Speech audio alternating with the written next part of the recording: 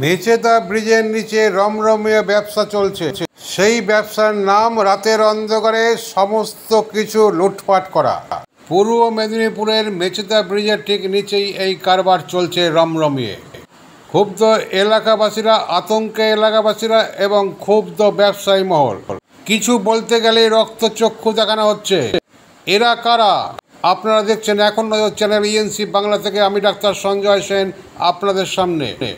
ঘটনা সূত্রে জানা যায়, আইনি মোড়কে লটারি খেলা হচ্ছে। রীতিমতন ছাতা টাঙিয়ে বাইরে থেকে আসা কিছু যুবক এই লটারি ব্যবসা ফেলেছে।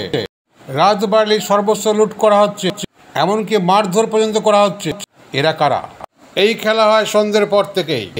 একটু রাত বাড়লেই অর্থাৎ রাত 11টা থেকে ভিন দেশ থেকে আসা যেসবগুলো ট্রাকগুলো দাঁড়ায় রাস্তার এক ধারে হোটেলগুলোতে, ছোট ব্যবসায়ীদের ব্যবসার পসরাতে পছন্দ অনুযায়ী ড্রাইভাররা খালাসিরা যখন খেতে বসে, তারপরে এক এক করে ধরা হয় এবং লুট করা হয়।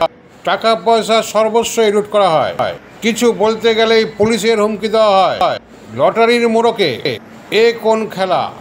এতটাই স্পর্ধা, পুলিশের নাম করে তারা এই রমরমা ব্যবসা চালাচ্ছে। এরা কারা? এলাকাবাসী এবং ক্ষুদ্র ছোটখাটো ব্যবসায়ীরা আতঙ্কে আতঙ্কিত হয়ে সুবিচারের প্রার্থনায় এলাকার শান্তি উদ্দেশ্যে পুলিশ সুপারকে কাতর আবেদন জানায়। নির্বাচন যত এগিয়ে আসছে ততই এদের রাজত্ব আরও বাড়ছে। যে কোনো দিন রাত্রে বড় ধরনের দুর্ঘটনা, খুনোখুনি হয়ে যেতে পারে, এমনই অবস্থার চরমে। তাই ক্ষুদ্র ব্যবসায়ীরা আতঙ্কে রয়েছে। অভিযোগ, এক সিভিক ভলান্টিয়ার প্রায় দিনই হিস্সা নিয়ে যায় এদের কাছ থেকে। কে এই সিভিক পুলিশ? নাকি ছদ্মবেশী civic police?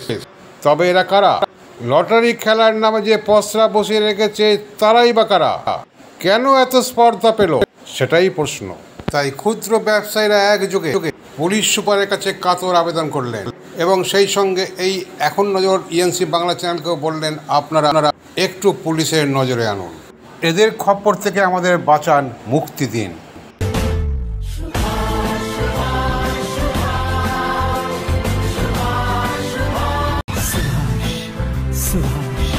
He will come like thunder and create a storm. We will be free very soon. That's what the airwaves say. He will come like thunder and lightning. He will create a storm.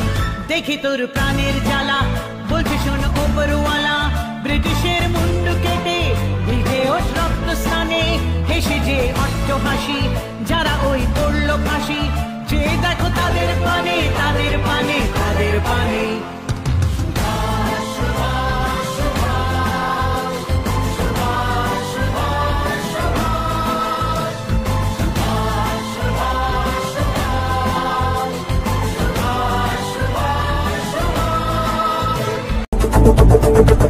Thank you.